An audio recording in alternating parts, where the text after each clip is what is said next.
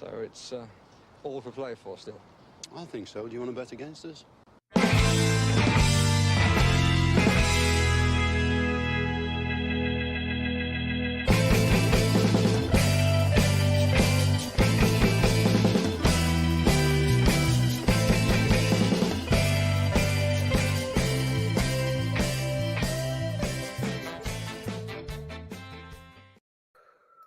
Hello, everybody. I forgot even how to use this. It's been so long since we've done a Team Sheet Tantrum. But thanks be to Jeepers or whoever the hell you listen to our pray to above. It is football time is back because it's only been a short few weeks, but it's been a bloody long few weeks as well at the same time. Team Sheet Tantrum, Aston Villa versus Walsall, pre-season friendly at 1 o'clock. And I love it. It's an absolutely beautiful day here in Ireland. First day I'm feeling un-COVID-y. And yeah. It's like a fantastic day. I don't know. Am I getting emotional or something here while I'm doing this intro? Paddy, save me. It's okay to be emotional, Neil. Absolutely. I know, it's 2022. It's great to be back. It's a month since I was last in a stadium. Over a month. I watched Ireland play Scotland. So looking forward to getting back to reality and normality and planning trips and. If only Sky would tell us a bit earlier in advance when games are going to be on, we could do things a whole lot easier, but we just have to get on with it. But yes, it's great to be back. A little bit annoyed that this is an early kickoff because I was going so well with my power washing, it's just going to have to take a break for a couple of hours. Oh, boo-hoo. I'm bloody delighted. When you're in isolation and you get to have a Saturday that goes a little something like 8 o'clock, Ireland versus New Zealand in the rugby kickoff, 10:30, or was it 10:30? Yeah, 10:30 kickoff for England and Australia, and then it just plows into Villa, plows into F1, plows into more rugby, everything. Today is just a perfect day. Today is the perfect day to be in isolation. It is. It's actual perfect day.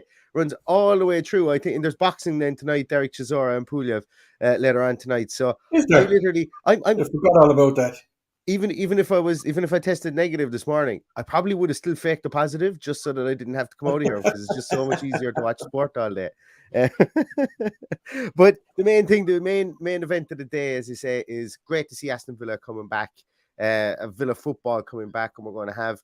Like you're talking about an early start at 1 o'clock today, but there's going to be even earlier starts coming down the line. You know, once the guys get down to Oz. So I'd like to put it on record right now that we won't be doing Team Sheet Tantrums for the games down under. I might. You're on your own, kid. I probably will. Might have to catch an dose of COVID to do it, but the fact that I'll be on my holidays and probably won't get up for the live game will determine that I definitely won't be on the Team Sheet Tantrum for the first two anyway. I'm actually I won't be working for the whole lot of that time. I've got some paternity leave that I didn't take at the time that I'm going to take now, so I will have some spare time provided that it fits into sleeping time for the little child. So you never know, the Team Sheet Tantrums could be coming thick and fast, but we're here today. And to be honest with you, this is a bit of an unknown for us because I don't even know will they release the team an hour before the game today. I'm hoping that they do, but they have released a squad that is available for the game today, Paddy. And I'm just going to go down through it. I was trying to type it out, and then I just kind of lost interest in typing it out because it's essentially everybody except for the returning internationals. And saying that Cameron Archer is there, albeit he was an under 21 international, which I think is interesting. But we don't have Tim Irogbunum. Who isn't there, obviously being with the under-19s, and we don't have obviously Carney there either, being with the under-19s. They're not in the squad, but the squad is as such. We're going to have a youthful goalkeeper in goals today. It'll either be Sinisalo or Philip Marshall. Diego Carlos is likely going to make his debut for Aston Villa today. Tyrone Mings is there. Callum Chambers, who Paddy's looking forward to seeing today. It says Courtney House is available for today, but he didn't look like he was going to be able to play football less than a week ago. So that's going to be an interesting one if he does suit up. Douglas Luiz is in there, Morgan Sanson, Buendia, Watkins, Ings, Jaden Philogene Bedes, who, if you guys didn't catch it last night, I did mention at the start of the off-season that some of our work would only be audio only. Reason for that is that some people don't like doing video content, and we don't want to maybe not speak to them because of that. So on our audio podcast on iTunes, Spotify, wherever you get your podcasts, you'll find a great chat I had last night with We Are Stoke about Jaden Philogene-Bidace, about the sublimely ridiculous stuff that he did at Stoke, which they thought was really great, and then maybe some of the pitfalls and some of the speed bumps that he came across. I'd advise you to listen to it because I learned an awful lot about Stoke, and yeah, I definitely spoke about Nathan Collins with them as well. So, if you are still on the Nathan Collins buzz like me, give that a listen. Marvelous Nakamba is in the squad. Bertrand Traore is in the squad. Louis Barry is in the squad for today, even after playing last night, which I think is interesting. Ben Christine is there. Lamar Bogard, Josh Feeney, fresh off. The three of those guys fresh off signing new deals this offseason. I think Ben Christine did as well. Kane Kessler-Hayden, who I think everybody's really looking forward to seeing today. Our Scottish signing in January, Kerr Smith, is in the squad today, along with Finn Azaz, who we did a loan watch, who had a stellar season at Newport County last season. Brad Young is in the squad also as well for today, fresh off scoring goals just like Louis Barry last night. Tommy O'Reilly in the squad, once again coming from last night as well. Freddie Guilbert returning back in the claret and blue of Aston Villa is in the squad, as are Anwar El-Ghazi, Ashley Young, and I think somebody who everybody is just presuming is going to score a goal at some stage today, the wonderful, exciting and youthful Cameron Archer. So that makes up the squad that we have today, and it'll be interesting to see what the makeup of the first 11 is. Lots of excitement there, Paddy. I'm looking forward to seeing at least 7 or 8 players there. I'm looking forward to seeing today. I'm looking to sort of see how they get on. But anybody there that you're really looking forward to seeing in the claret and blue today, and to see how they're going to get on? Yeah, well, I think it's going to be one of those games. We're going to look at it. It's going to be kind of testimonial pace. It's about players getting minutes under the belt. I'd imagine we won't see an awful lot of the likes of Louis Barry or Brad Young or whoever played last night. They might get a few minutes at the end if somebody stays on for 70 or 80 minutes. Who knows? We want to see Diego Carlos.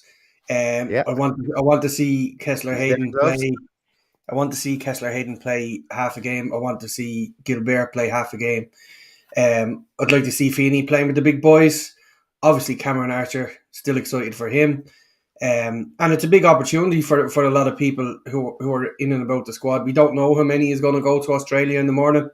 So it'll just be interesting to see who he sees as potential and to see who ultimately doesn't get anything today. Because with that amount of players, that's probably what will happen. I wouldn't read too much into Brad Young or Louis Barry, the fact that they played last night, but anybody else who's left out, who might be carrying an injury or whatever, but is just there to be there, will be interesting. So we'll have a lot of conspiracy theories after the game today, if nothing else. Yeah, for me, I'm looking forward to seeing one of the two goalkeepers. I think there's a conversation to be had there that yes, while we have signed Robin Olsen and he is an international standard goalkeeper behind Emi Martinez, that when you're looking at squad building, when you're looking at squad construction, and I suppose you're also looking at financial fair play, you're also looking at succession planning within your squad. There's a lot thought of both of those goalkeepers. Sinisalo is really highly thought of. And Philip Marshall, we poached Philip Marshall, who was an England under-16 goalkeeper at the time. I think he was playing with Man City even, and we poached him from Man City to come play with Aston Villa. And I'm looking forward to seeing the two of those. Now, look, I'm not expecting them to go out there and give David De Gea or Donnarumma kind of performances at the 17, 18, 19 years of age, because they're generational talents. But I think it's nice to kind of look at that and to hope that if we can grow our own goalkeeper, so to say, it can save you money in the back end. Because think of it this way, the wages that you pay a backup goalkeeper sometimes is the deadest money in all of football, because you never want him to ever see the field. And you can be guaranteed that Robin Olsen is sitting on the bench, probably picking up 30,000, maybe 40,000. He's an international standard goalkeeper, lest we forget, still togging out for Sweden. So, it's all about those little incremental savings that mean nothing when we're talking about them here on the 9th of July, but over time can make a big difference, if you don't have to pay that and you have a succession planning with young goalkeepers that are coming through. And I think it's something that the league is looking at very, very favourably. You just have to look at Liverpool. They've got Caoimhín Kelleher coming up. He's going to be now on their bench. Man City, I think this season, Man City have Stefan on their bench, came up through their academy. I think actually if they had gotten an offer for Stefan often they would have sold him and put Gavin Bazzuno on their bench, but the offer for Gavin Bazzuno was just too good, so they have now let him leave for pastures new. Obviously, with that buyback clause, they're so thrifty at putting in there. But it's something that I think I'm looking forward to as well. Another person I'm really looking forward to seeing play is, because for obvious reasons, is Finn Azaz.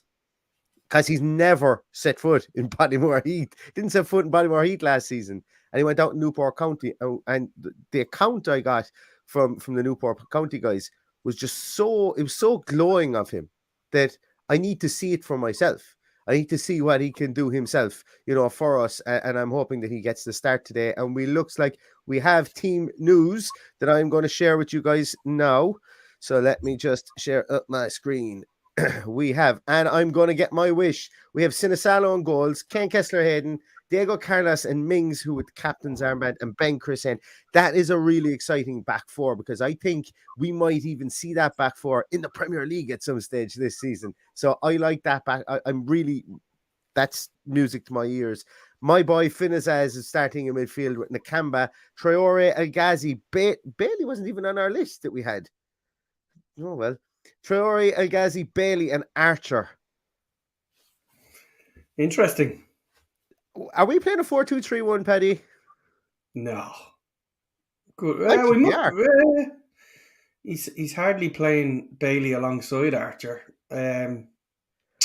It has to be, doesn't it? I just can't see it being another way. I think it has to be, unless he's playing Finn Azaz in the central three, and he's got. I just couldn't imagine that he'd have Traore and El Ghazi as 2-8. So I think this is a 4-2-3-1. Which will be interesting to see, because we did doubt on how he was going to pigeonhole Bailey into this system. So let's see what he does today and see if this is something he has in mind for utilising Bailey this season. Bailey, we didn't even have him on the list, and that's the list that came from a publication. I don't remember you mentioning El Ghazi either. No, El Ghazi, I did. I can see his name there. It's just so long it stands off out on the page. But that's a really interesting starting lineup. I'm surprised that Archer has gotten the start for reasons that he's played. He's played a lot this summer already. I thought. I think this is more I think this is more Archer seizing his opportunity. I'd say he probably had some extra time off, which he didn't take. It's an interesting lineup in that we're probably going to see Traore through the middle or Bailey through the middle with the other two guys either side, whatever it is. Possibly Traore through the middle. That's the only logical thing I can see. With El Ghazi and Bailey doing that wide work. Look, I know people will say it's a bit ridiculous to be reading into it too much at this stage of the season, but this is our first day back. We're excited. We're looking at new signings in there. Really excited to see what Diego Carlos has to offer. Really excited to see Kane Kessler-Hayden getting a decent run out.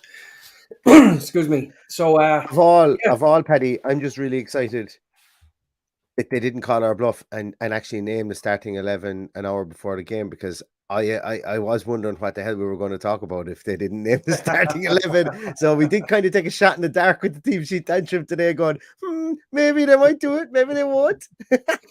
So I'm just delighted that they did. Joe Keating here makes a good point. Yeah, you've got it there before me. Do you think this is about cutting up? I 100% think that this is about putting players in the shop window. 100%. I think those definitely Traore and El Ghazi that are there.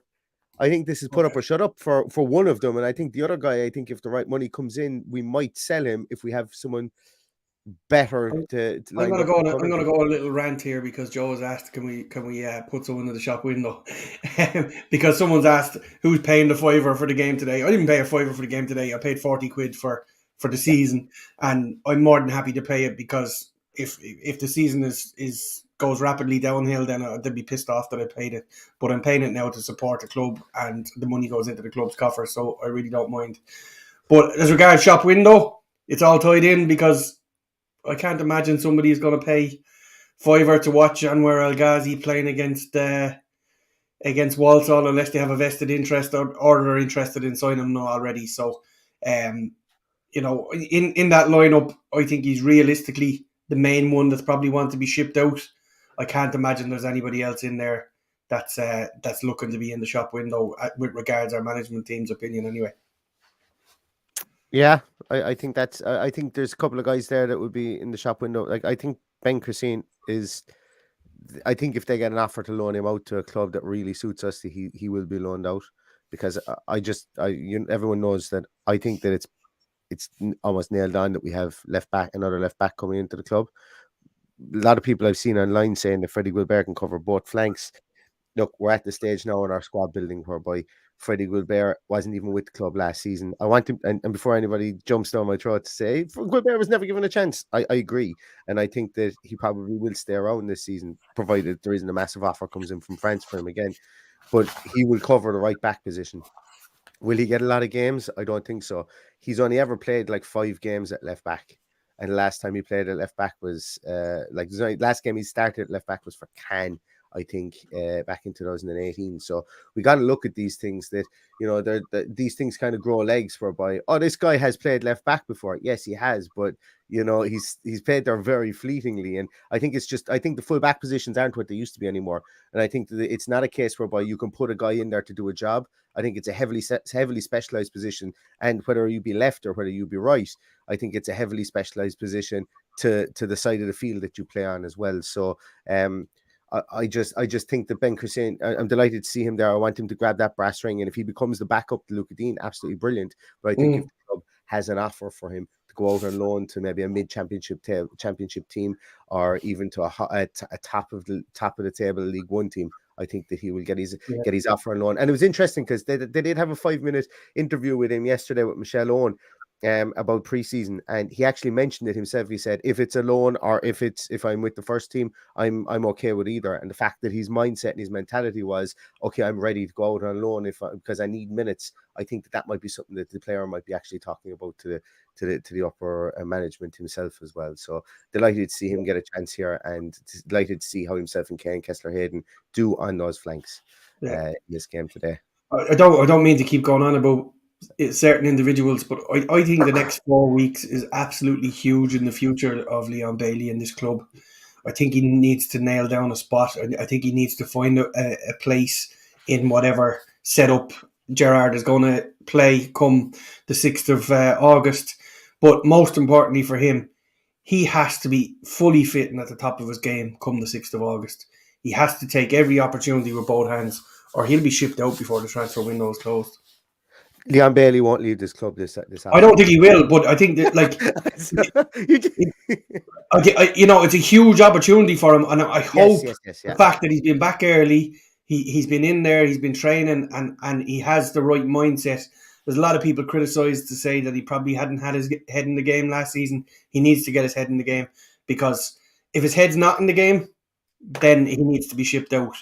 I'm hoping that's not the case, but it could possibly happen. That's an interesting one, because I don't know, and Leon Bailey, we might do a full podcast just on Leon Bailey during the interim while they're going down to Australia, because I think he's it's funny that I've not really seen anything as in written or heard anything that he's a negative influence in the dressing room. I've only heard that he's a positive influence.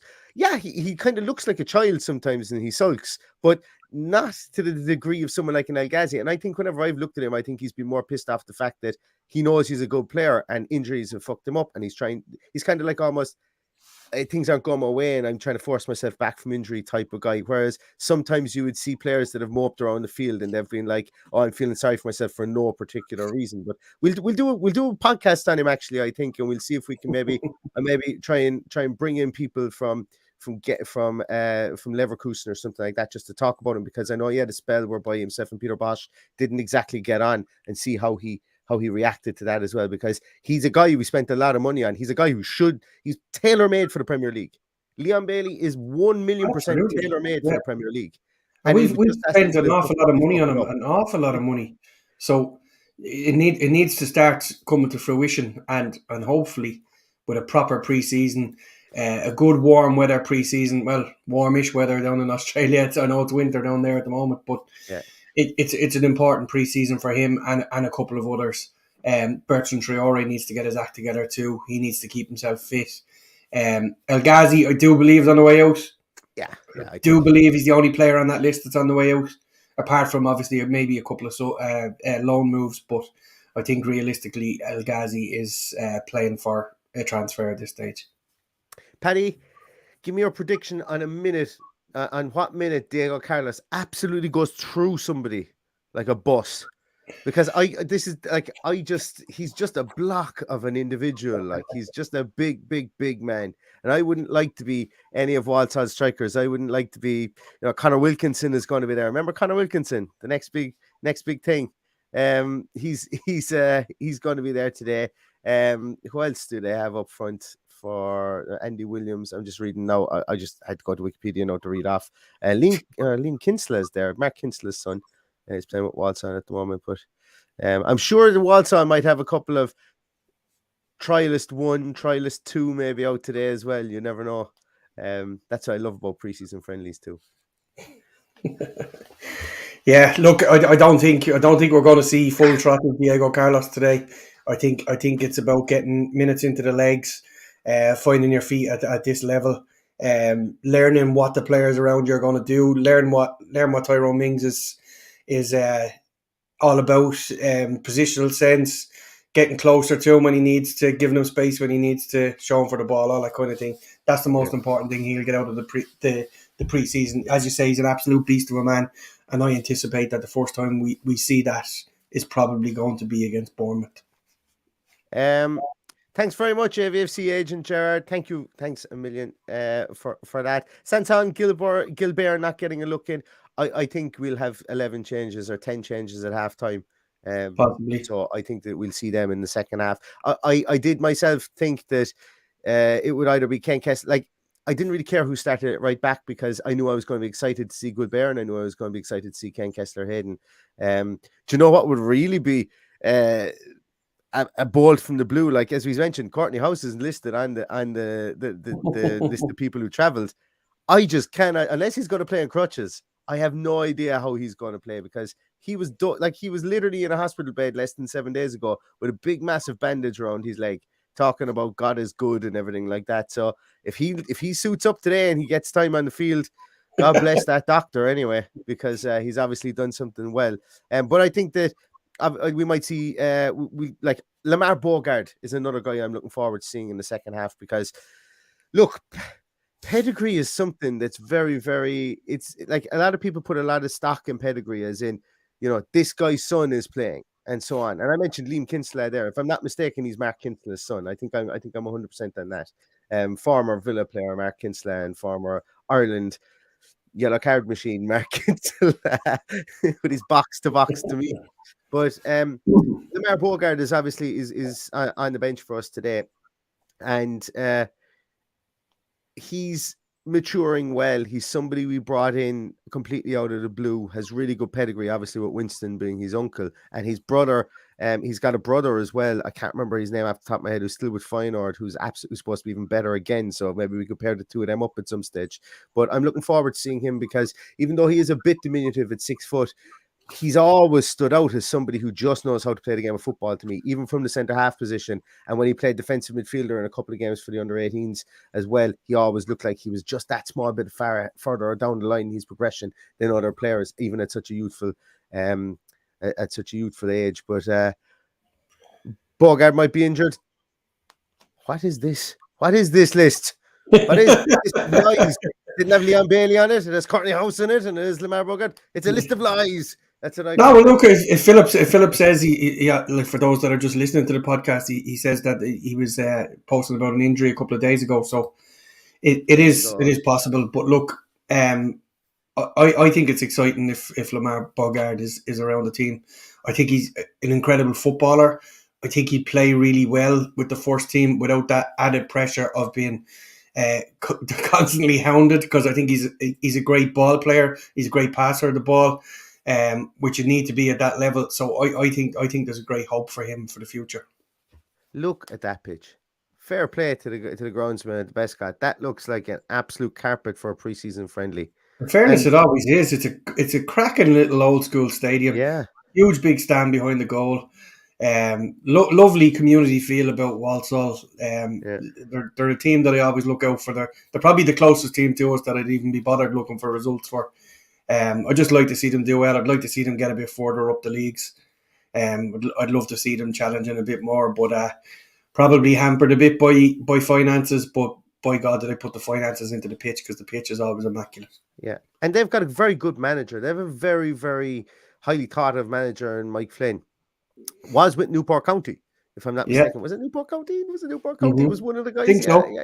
I'm Yeah. gonna go with Newport County. Was with Newport County and is highly thought of. You know, he's 41 years of age. You know, he made the jump. He made the jump in the middle of last season, or the end of last season, should I say? And this is going to be, you know, this is his jump up towards to Walsall, and he's going to know Finn as. Pretty well, considering he played him quite a lot last season. So look, this is going to be a nice game. They're probably a week further down the line. It's usually always goes that way. The EFL teams are usually a week further down the line in their progression and their preseason than Premier League teams. So hopefully this is going to be a great day out for everybody who's traveling, and hopefully this is going to be a great game for Villa, and we get to see all the players we want to see, because look, sometimes I find these games more exciting than I do the games like against Rennes or whatever, like we're going to have at the end, because we're going to be really in the entrenched kind of players that are going to start day one at that side of things. Whereas there's a bit of the unknown here, and I'm a big fan of mystery. So I hope Finn goes out there and pings 2 in off the crossbar in the first 20 minutes, makes a name for himself and gets people talking, because that's the beauty of preseason, where we can get carried away. And Jesus, everybody who listens to this podcast knows I love to get carried away. That's one of my favorite things about sport, is it allows you to get carried away. It allows you to park anything that's shite or anything that's, you know, that's kind of dragging you down, and you can get carried away in somebody else's performance and live vicariously through them. So Finn, as your job today is to ping 2 into the bottom corner or top corner, I don't care. Make a name for yourself and have everybody talking about you between now and when you touch down in Australia in a couple of weeks' time, and make a name for yourself when you go over there too. But imagine that nice adulation that one of these young players are going to get over the next few days if they go out there and have a stormer against Walsall, who are a team that, you know, are entrenched within the pyramid of English football. And every year, as you mentioned there, under financial constraints, every year they manage to somehow, you know, put together a very, very competitive team. And I'm sure that will be no different under a good manager like Michael Flynn today. And you know, they're very good. Aston Villa, we play our women's team play on their pitch. We play big reserve games there from time to time, and you know, we reward them by this friendly every year. And I think it's an important one in the calendar for them to fill their stadium, even if it is with Villa fans, and as a little cash injection into their season ahead. Just before we go, guys, I want you to chat into the chat just before. So we've about another 3 minutes. We're going to stay on here. Chat into your chat who you're most looking forward to seeing today, and we'll call them out as they come through. But Paddy, I think one thing that I've overlooked as well is, and this is why I've got this picture up here. There's Stephen Gerrard walking out with 2 bags of balls over his shoulder. Number one, I like to see that, and you can't mistake Stephen Gerrard's hair, because it's just it's the plainest, absolutely nondescript haircut, but it's almost iconic on Stephen Gerrard because it's his haircut. You know, it's definitely his haircut. But Neil Critchley is beside him as well, and we do have a changing of the guard in the dugout. We will have had a new voice in the dressing room today, and look, I know there was a bit of talk at the start, whether it's a 4-2-3-1, whether it's a 4-3-2, 4-3-3, whether it's a 4-4-2 even. You know, this is all going to become very apparent over the first 5 minutes, and I'm nearly going to get this written on a t-shirt as my catchphrase. But we won't really know how this team is going to line up until after the first 5 minutes of the game. But I'm really looking forward also to seeing what Neil Critchley's influence is, and if we do set up and play differently, if our wing backs are going to be as high up the field, if we're going to maybe play with a bank of 2 in front of our two centre halves. And that's something I'm definitely looking forward to seeing. Sebastian Fisher, really appreciate that, man. That's really appreciated. Thank you so much for that. And Sebastian says this should cover the shirt postage. Hopefully it will. In fact, if anybody actually has made it, or if anybody at any stage does make it to the club shop, if you're watching this, please let us know what the actual product is like. You know, pop us a tweet and let us know, and we'll be delighted to know, because I think I'm just going to succumb to it, and I will buy the new shirt because I actually like the look of it. So we'll see. We'll see what it looks like in the players today. Where else? Who have we? So we've got some players here. So Bobman says he's looking forward to seeing Bailey. Philip says Aaron Reiki got called to the first team late last night. He did. That's true. That's why he didn't play at Chasetown last night. So we might see him. Kua says 180 views, 33 likes. If everybody could give this a thumbs up, really appreciate it. Do it now while I'm getting started out to read down some more names. It won't take you 30 seconds to do it. Gaz is looking forward to seeing Bailey. Darren is like myself. He's looking forward to seeing Diego Carlos. Rex is looking forward to seeing Bailey. He needs to show his potential this season. Absolutely. Gloves wants to see Emmy, Archer, and Carlos. Yeah, I think Emmy Buendia is somebody I'm also looking forward to seeing because I think that he's a determined individual and he's not going to shirk the challenge of having Coutinho there either. Rex says as well to like the video to help the channel. Absolutely. I can get behind that all day long, Rex. Thank you so much. Deco is looking forward to seeing Bailey and Carlos. Garrett says that Bailey needs to show his strengths. Deco says it's like a pelt. I think that's the field itself. And then the Advocate Review ENT says Bailey is going to be the main man for Villa this season. I hope you're right because we have a lot of outlay in him from the point of view of transfers. And let's not forget as well that the 3 players we brought in last season, big money, didn't really step up last season to a great deal. Okay, Buendia did, and Ings got some goals, but we will be seeing them in a full season with Aston Villa now this season, or a full pre-season, should I say, and I would be expecting them to have elevated performances based on that as well. Kahua says we want merch. I'm waiting for a man to come back from holidays to determine what the price is. I literally have, we're there and thereabouts. They say, I just need to know, I'm trying to figure out a way of, maybe I'm just trying to figure out a way of trying to determine what sizes are and stuff like that and not carry too much stock. But keep posting on that. I think what Kahuna is getting at there is I showed him a little bit of possible merch yesterday and he got excited, so he's waiting for it to be launched. Yeah, we will.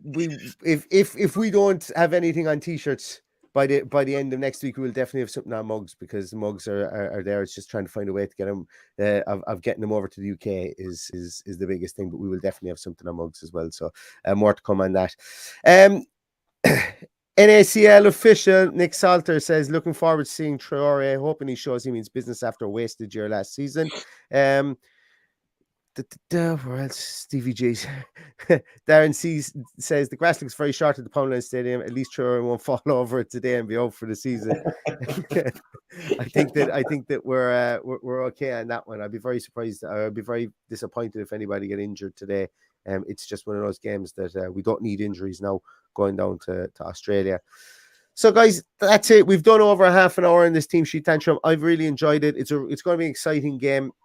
Like Paddy, I bought the Villa Pass, the £40 one or whatever, because as I say, everybody will get certain use out of something like that. For myself and Paddy, we trawl through Villa Plus. We try and watch as many of the 18s games or many of the academy games as we possibly can, or even the highlights. Obviously, we get the press conferences and stuff like that. So I find that I get really good value for money from it. So being an overseas person who can't go down to the stadium and I can't get enough Villa fix, for me it's absolutely fantastic. So I have that and I'm going to be watching the game today. We did contemplate doing a watch along. I'm not quite sure I'm not sure I'm the best person to watch a game with because I'm very sweary. So we're very, very sweary people watching games. So we contemplated doing it. You never know. Might do it for one of the Australian games. We'll see. But I wouldn't put my house in it yet. So 24 minutes past 12. Game starts at 1 p.m. on Villa TV. I'll let you guys get yourselves started. Thank you so much to everybody for joining us today. I really appreciate it. Please give it a thumbs up before you leave. If you're not a subscriber to the channel, we'd love if you could subscribe as well. I have something really cool coming out tomorrow in an audio podcast to do with the Academy. So if you guys could subscribe to the audio podcast, I'd really appreciate it as well, because as I said, there's some things that we can't do on YouTube, and I will take them from the audio podcast and put them up on YouTube at a later date. But for now, we will be going out on audio with something tomorrow as well. So please subscribe on iTunes or on Spotify or wherever you get it. And we'd appreciate if you give that a listen as well, because I'm really looking forward to that tomorrow. But for today, Villa versus Walsall at the Poundland Bescott Stadium in Walsall, 1 p.m. kickoff. We're going to leave you guys get started, and we'll be back again with a post-match probably. I might come back. I'm doing nothing else, so I might come back on my own if Paddy isn't around. He's power washing to do, remember. He was giving out at the start of the podcast that he didn't get his finished. So I'll leave him get that finished, and we'll chat to you guys later. So anybody that's there, enjoy yourselves. Anybody that's watching at home, enjoy it too. And all that's left to say is up the Villa. Up the Villa.